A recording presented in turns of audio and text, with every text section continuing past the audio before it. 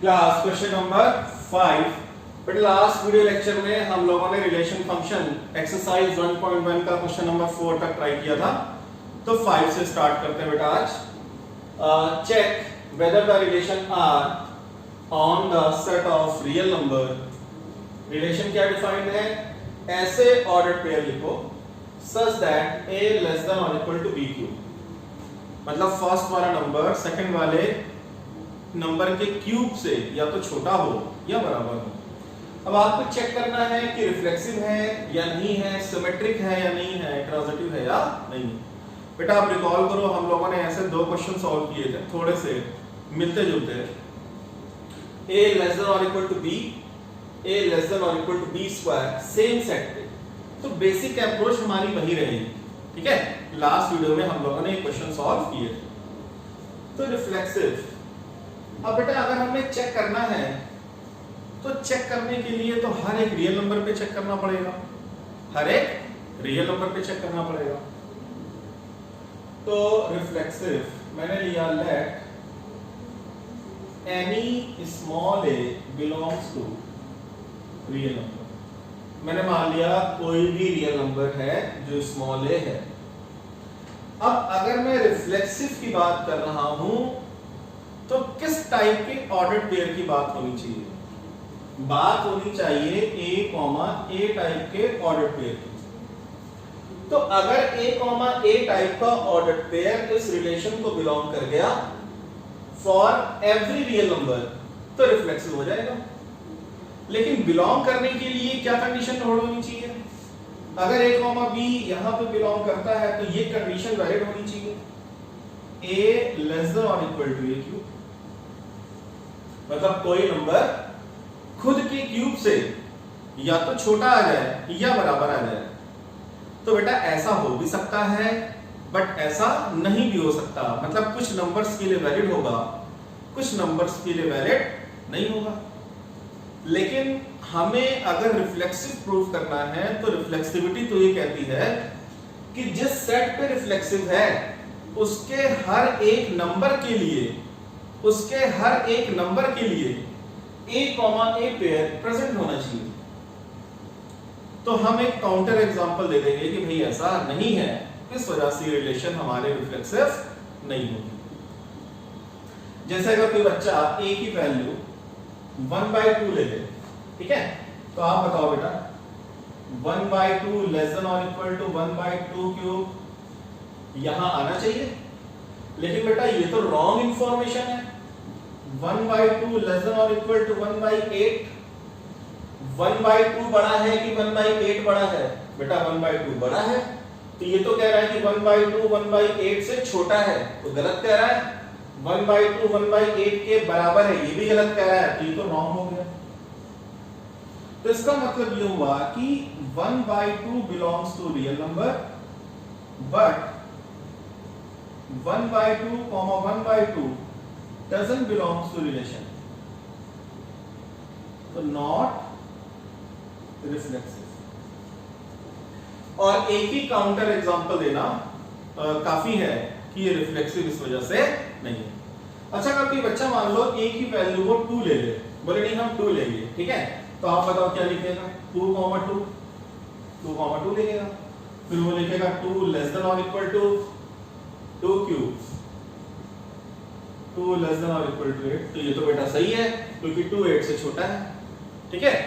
But बेटा मैंने ये बोला कि बहुत से नंबर्स के लिए होल्ड करेगा, लेकिन अगर एक भी नंबर के लिए होल्ड नहीं किया, जैसा कि हमने 1/2 के लिए दिखाया, और भी नंबर एग्जांपल में ले सकते हो कि इसके लिए होल्ड नहीं कर रहा, तो फिर वो रिफ्लेक्सिव नहीं होगा। तो ये एक एग्जांपल दे दिया, ये नहीं लिखना है, ठीक है, ये नहीं लिखना है, कि इतना एक्सप्लेनेशन आपको देना है, नोट डाउन।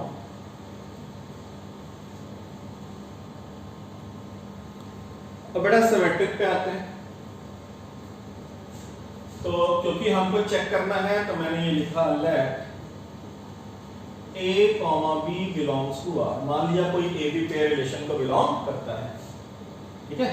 अगर हम केवल r लिखेंगे मतलब रिलेशन की बात हो रही है, ठीक है। तो यहां से क्या इंफॉर्मेशन मिलेगी? a लेस देन और इक्वल टू b क्यूब। अब ये बताओ बेटा कि अगर ए बी पेयर रिलेशन में है और ये चीज हम प्रूव कर दें कि b कॉमा a भी प्रेजेंट होगा। हमने a और b को फिक्स तो किया नहीं, a b कोई भी ऑर्डर पेयर हो सकता है। तो अगर a b पेयर में ये रिलेशन है तो b a पेयर में भी सेम रिलेशन होल्ड करनी चाहिए, तब तो b कॉमा a प्रेजेंट होगा। तो आप ये बताओ बेटा कि अगर मैं b कॉमा a की बात करता हूं, ठीक है, इसके हिसाब से तो b की पोजीशन फर्स्ट, a की पोजीशन सेकंड आएगी, तो ये रिलेशन क्या बोलेगी कि b लेस देन और equal to a cube, b less than और इक्वल टू a क्यूब होना चाहिए अगर b कॉमा a पेयर को प्रेजेंट करना है। तो आप ये बताओ बेटा a b क्यूब से छोटा या बराबर है, तो क्या 100% रिवर्स b वैलिड है कि b a क्यूब से छोटा या बराबर होगा, b a क्यूब से छोटा या बराबर होगा? ऐसा जरूरी नहीं है, ठीक है। तो इसका मतलब ये हुआ कि ये रिजल्ट हमेशा वैलिड नहीं होगा रिवर्स ऑर्डर में। तो आपको बस एक काउंटर एग्जांपल देना है। आप लिखो लेट 1, 2 बिलोंग्स टू R, ठीक है।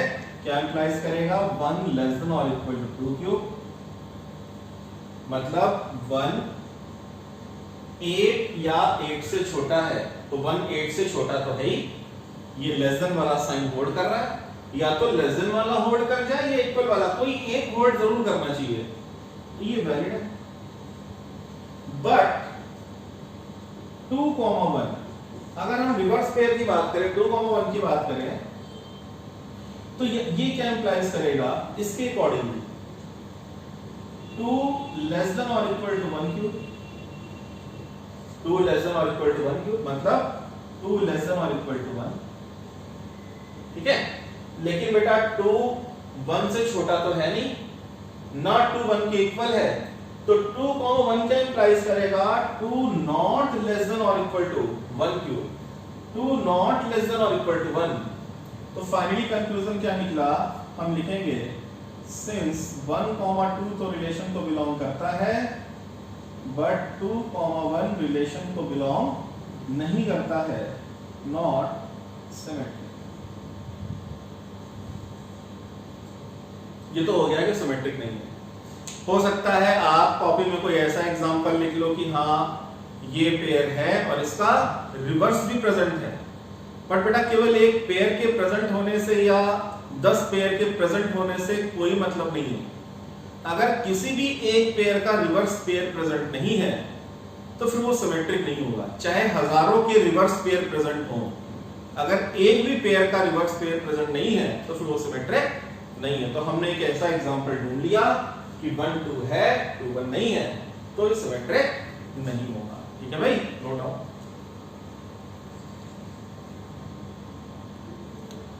थर्ड बेटा ट्रांजिटिव चेक करने जा रहे हैं कि ट्रांजिटिव है या नहीं है। थोड़ा ध्यान से बेटा इस क्वेश्चन में ट्रांजिटिविटी को समझाएंगे, ठीक है।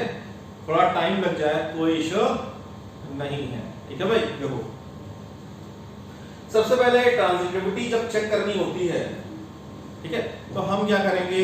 दो ऐसे पेयर एज्यूम करेंगे जो रिलेशन में हैं। कैसे pair? Let A, B belongs to R and B, C belongs to R। मतलब एक पेयर जहां पे एंड होगा वहीं से दूसरा पेयर स्टार्ट होना चाहिए, ठीक है। तो ये क्या इन्फॉर्म करेगा कि A लेस देन और इक्वल टू B क्यूब, ये क्या इन्फॉर्म करेगा? B लेस देन और इक्वल टू C क्यूब, ठीक है। तो यहां से ये है कि अगर ये B और B हटाएं तो A और C में भी रिलेशन होल्ड करनी चाहिए। इनके अकॉर्डिंगली क्या रिलेशन होल्ड करनी चाहिए कि A लेस देन और इक्वल टू C क्यूब। अगर A C क्यूब या C क्यूब से छोटा प्रूव होके आ गया तो इसका मतलब ये रिलेशन हमारी ट्रांजिटिव 100% हो जाएगी।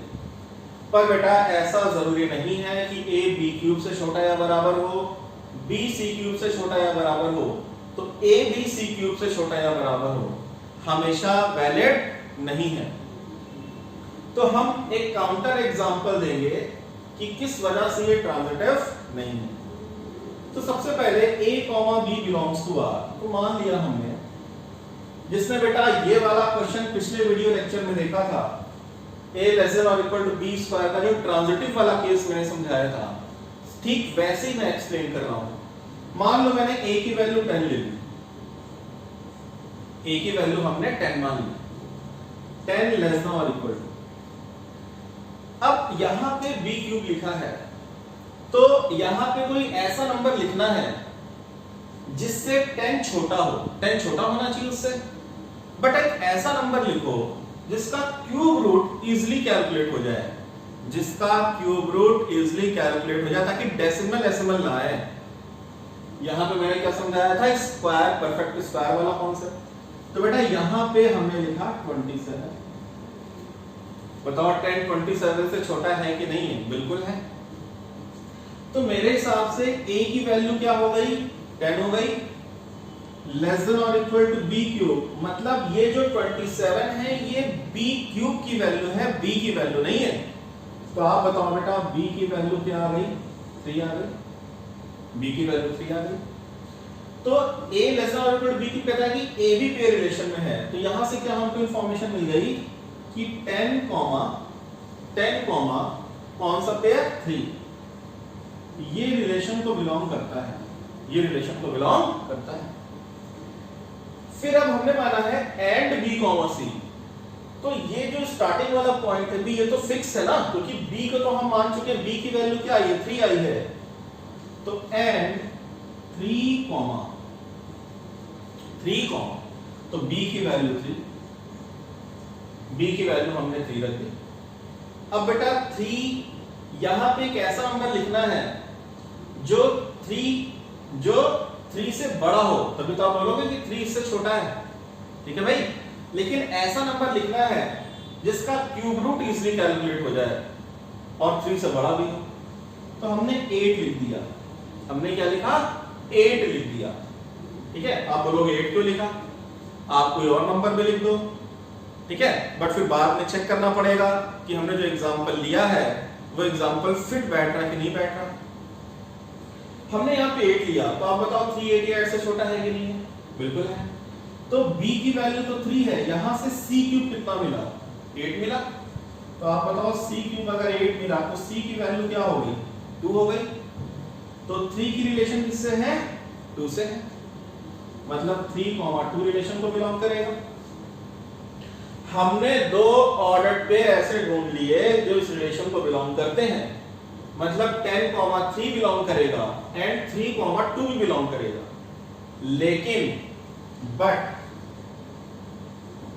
अगर आप इस 3 और 3 को हटाते हो तो 10, 2 की बात करें, अगर 10, 2 डजंट बिलोंग्स टू आर, 10, 2 इस रिलेशन को बिलोंग नहीं करेगा। क्यों नहीं करेगा? क्योंकि 10 नॉट लेस देन और इक्वल टू, a की वैल्यू 10 है, 10 नॉट लेस देन और equal to 2 cube, 10 not less than और इक्वल टू 8। बेटा ना तो 10 8 से छोटा है, ना तो 10 8 के बराबर है, that's why it is not transitive, ये रिलेशन ट्रांजिटिव नहीं है। नोट करो बेटा इसको,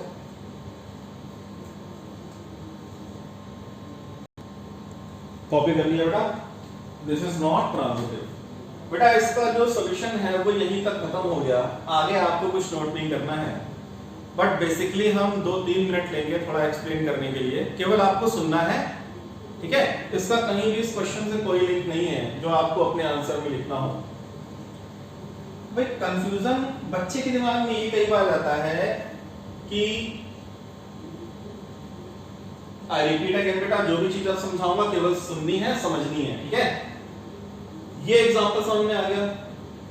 मैंने बोला 3 यहाँ पे 8 या 8 से छोटा है, तो कोई बच्चा ऐसे बोल सकता है कि ठीक है, हमने यहाँ पे 64 लिख लिया, हमने यहाँ पे 64 लिख लिया, तो 3 क्या है, 64 से छोटा है, वैलिड। तो अब c क्यूब की वैल्यू 64 हो गई, तो आप बताओ c कितना हो गया, 4 हो गया। 4 into 4 into 4 64 आ जाएगा, आएगा नहीं आएगा? तो 3 किससे रिलेशन है, 4 से रिलेशन है, मतलब बेटा 3 की 2 से भी रिलेशन थी जो हमने अभी दिखाई, 3 की 4 से भी रिलेशन है, 3 की बहुत एलिमेंट्स रिलेशन आएगी, 3 की बहुत एलिमेंट्स रिलेशन आएगी। बट जब आप यहां आप चेक करोगे ना कि ये 3 और 3 हटाओ, 10,4 से रिलेशन है कि नहीं है, तो बताओ 10,4, 10 लेस देन और इक्वल टू 4 क्यूब, तो कि a लेस देन और इक्वल टू b क्यूब है, तो 10 लेस देन और इक्वल टू 64 वैलिड हो गया। तो मैंने बताया था ऐसे भी बहुत सारे पेयर मिलेंगे कि AB रिलेशन रखता होगा, BC रिलेशन रखता होगा, AC भी रिलेशन रखेगा। बट अगर एक भी ऐसा पेयर मिल गया कि AB भी रिलेशन रखता है, BC भी रिलेशन रखता है बट AC रिलेशन नहीं रखता है, तो वो ट्रांजिटिव डिक्लेयर नहीं करेंगे। अब क्यों मैंने यहां पे 8 लिया था, उसका रीजन क्या था? मैंने यहां पे 8 लिया था क्योंकि हमने ये देखा कि हमको एक ऐसा एग्जांपल फॉर्म करना है कि A C से रिलेट ना कर पाए, A C से रिलेट ना कर पाए, मतलब A ये वाली कंडीशन देते, ये जो ट्रांजिटिव नहीं होने देगा ना, तो इसका मतलब A की वैल्यू तो 10 है, A की वैल्यू तो 10 है, तो यहां कोई ऐसा नंबर लिखें जो 10 से छोटा हो, बस यही रीजन था। तो C3 लेस देन और इक्वल टू, भाई पूरा का पूरा C क्यूब 8 मान लिया, तो 10 तो पूरे C क्यूब से बड़ा हो जाएगा ना, तो बस यही रीजन था, यहां मैंने 8 क्यों लिखा। आप यहां चाहो तो 7 लिख लो, तो 10 भी 7 से क्या होगा, बड़ा होगा, बट 8 लिखने का प्रॉपर रीजन ये है कि क्यूब रूट इजीली कैलकुलेट हो कि आपको C की एग्जैक्ट वैल्यू मिल जाएगी। ठीक है भाई, तो अगर ये चीजें आपने अच्छे से सुन रखी है ना, तो आप ऐसे बहुत से एग्जांपल खुद भी फ्रेम कर सकते हो। आई होप बेटा ये चीज भी क्लियर हो गई होगी। नोट कर लो बेटा, इतना लिखा समझाया है। क्लास क्वेश्चन नंबर 6, बहुत आसान सा क्वेश्चन है बेटा। कह रहा show that the relation are in the set, अब यहां छोटा सा सेट दे रखा है 1 2 3, ठीक है, और इन्होंने रिलेशन भी डिफाइन कर रखी है ऑर्डर्ड पेयर फॉर्म में। कह रहा है यहां से एक रिलेशन है R 1, 2 एंड 2, 1, ठीक है। कह रहा दिखाओ कि ये रिलेशन इस सेट पे सिमेट्रिक तो है बट ना तो रिफ्लेक्सिव है ना ट्रांजिटिव है। तो फर्स्ट रिफ्लेक्सिव बेटा बहुत इजी है, आप देख के बताओ, यहां 1 है, यहां 1 1 नहीं है, 2 है, 2 2 नहीं है, 3 है, 3 3 भी नहीं है, तो हर एक एलिमेंट का कुछ से रिलेशन होना कंपलसरी होता है। तो एक काउंटर एग्जांपल लिख दो, आप लिख दो सिंस, इस सेट को मैंने मान लिया सेट A, तो let since 1 belongs to A but 1, 1 doesn't belongs to relation R, not reflexive। कोई चाहे तो आगे ऐड कर दे, 2, 2 भी नहीं है, 3, 3 भी नहीं है, बट अगर कोई चीज फेल है तो उसके फेल होने की वजह केवल एक बता दो, बहुत है। ठीक है भाई, नोट डाउन।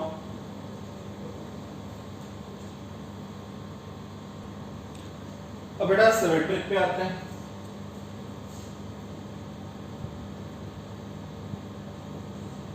अच्छा, सिमेट्रिक रिलेशन क्या कहती है? सिमेट्रिक तो ये कहता है कि सिमेट्रिक हम केवल तब नहीं होंगे अगर आप कोई भी ऐसा पेयर हमारे अंदर ढूंढो कि ये पेयर है और इसका रिवर्स पेयर प्रेजेंट ना हो।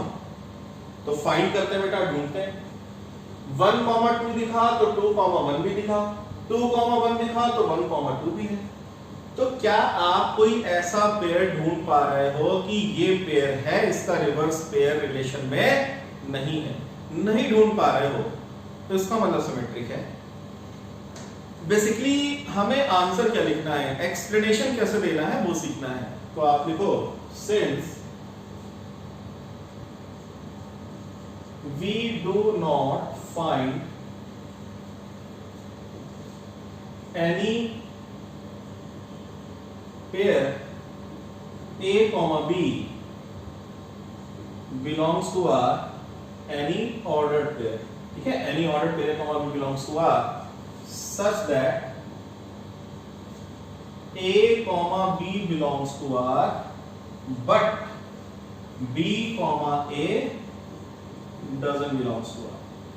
हम इस रिलेशन में since we do not find any ordered pair A comma B, हम इस रिलेशन में कोई भी ऐसा ऑर्डर्ड पेयर नहीं ढूंढ पा रहे हैं सच दैट कि ए भी रिलेशन में हो बट बी रिलेशन में ना हो।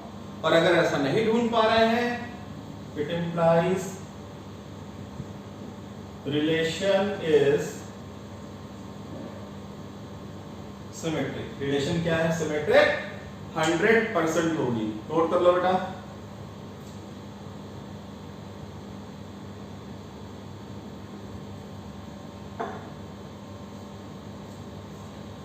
अब ट्रांजिटिविटी पे आते हैं भाई, ट्रांजिटिव है या नहीं है।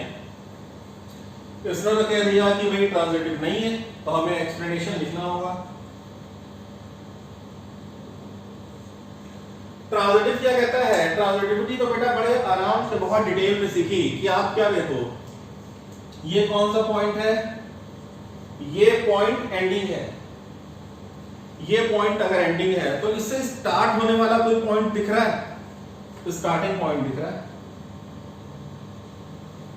तो अगर एंडिंग और स्टार्टिंग को हटा दे तो बेटा 1,1 ऑर्डर्ड पेयर रिलेशन को बिलोंग करना चाहिए, बट 1,1 रिलेशन को कहीं बिलोंग नहीं कर रहा।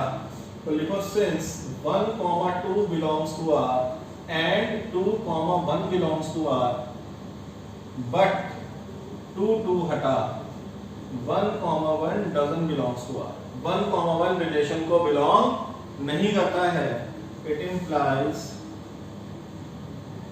relation is not transitive। relation is not transitive। Note कर लो भाई।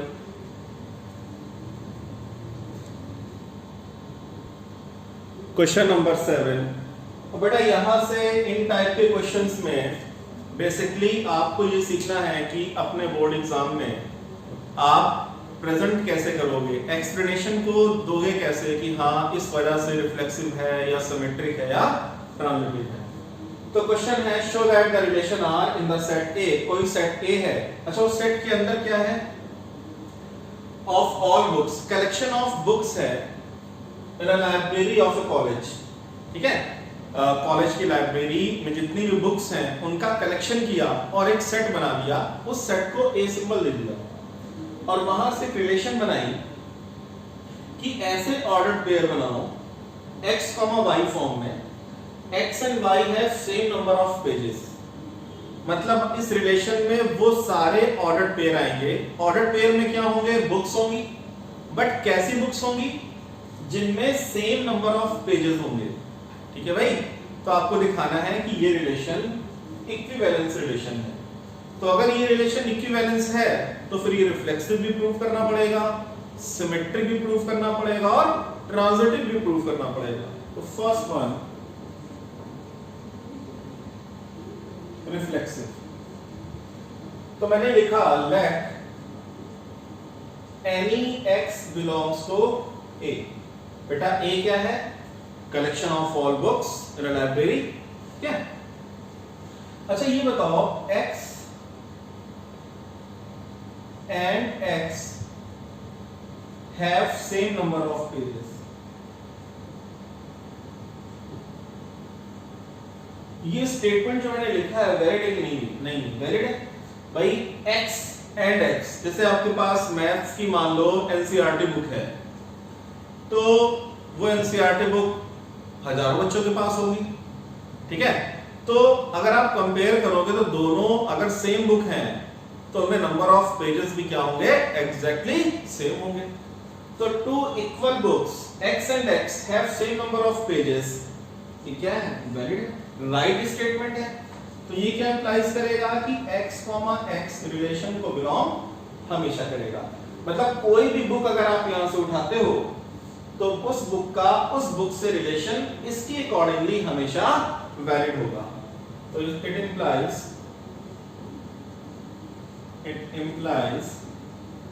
R is reflexive। बस ये लिख देना, नो डाउट।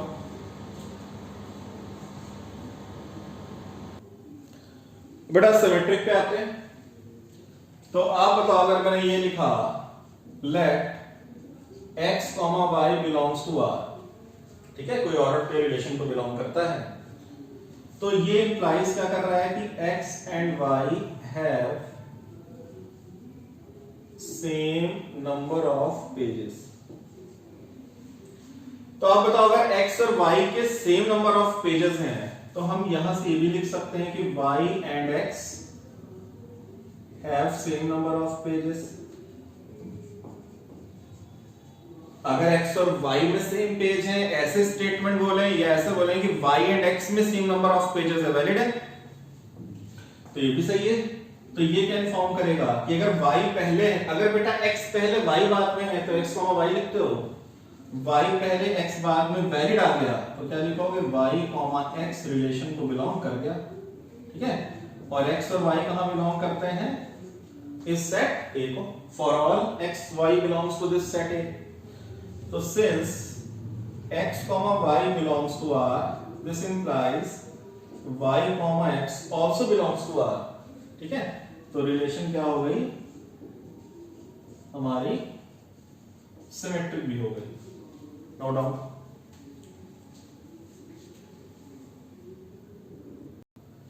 नाउ फाइनली बेटा ट्रांजिटिव।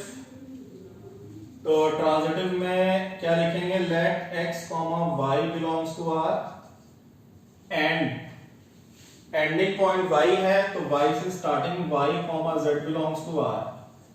तो ये क्या इन्फॉर्म देगा कि, ये क्या इंफॉर्मेशन देगा, x and y have same number of pages. x and y have same number of pages. अच्छा y, z अगर रिलेशन में है, ये क्या इंफॉर्मेशन देगा, y and z have same number of pages. Equation 1 ले लो और इक्वेशन 2 ले लो, बेटा ऐसे तो करते हैं। अच्छा x और y बुक में सेम पेज हैं, मान लो 100 पेज इसमें है तो 100 पेज y में भी होंगे फॉर एग्जांपल। तो अगर x और y में 100 पेज है और मैं बोल रहा हूं कि y z में भी सेम पेज है तो y में 100 है, क्योंकि y में 100 ऊपर इसके अकॉर्डिंगली आ गए, तो बेटा z में भी कितने पेज होंगे, 100 ही होंगे। तो अगर y और z में भी सेम पेज हैं तो ये कंक्लूजन मिल गया कि x और z में भी सेम नंबर ऑफ पेजेस होंगे। तो फ्रॉम 1 एंड 2, ये तो बेटा कॉमन सेंस की भी बात थी, from 1 and 2 x and z have same number of pages। But ऐसे स्टेटमेंट लिखना क्या रिप्रेजेंट करता है, अगर आप लिखते हो कि x and y have equal number of pages तो आप x, y लिखते हो। अब आप लिख रहे हो x and z have same number of pages या equal number of pages तो क्या लिखोगे, x, z belongs to R।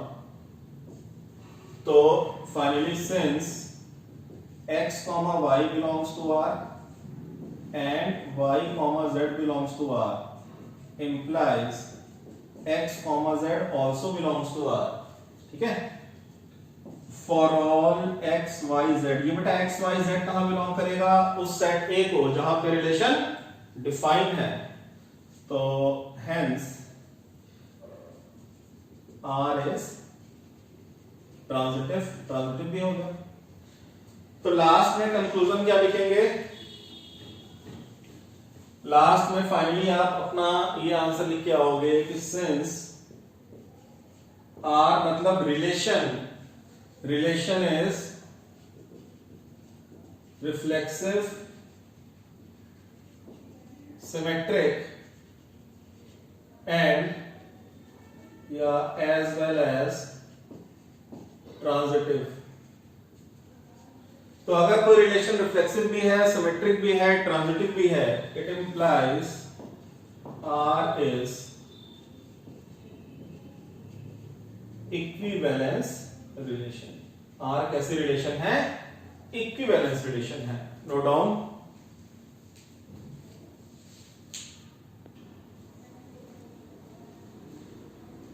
I hope बेटा ये दो तीन क्वेश्चन सॉल्व किए हम लोगों ने क्वेश्चन नंबर 7 तक। आगे वीडियो लेक्चर में हम बेटा आगे क्वेश्चन ट्राई करेंगे। तो बेसिकली आप तब तक अपनी बुक से प्रैक्टिस करते रहो। और दूसरा बेटा, पहली चीज तो आप YouTube चैनल जेएनपी क्लासेस के नाम से इसको सब्सक्राइब कर लो ताकि कोई भी नया वीडियो अपलोड हो तो आप तक नोटिफिकेशन तुरंत पहुंच जाए। फेसबुक पेज पे भी आप फॉलो कर लो जेएनपी क्लासेस को। और सेकंड बात बेटा ये है कि अगर कोई बच्चा इंटरेस्टेड हो ऑनलाइन क्लासेस में मैथ्स की, ठीक है, 9th 10th 11th या 12th, मैंने लास्ट वीडियो लेक्चर में भी इंफॉर्मेशन दी थी, तो क्वेरी करने के लिए वो इन 2 नंबर्स पे, या तो इस नंबर पे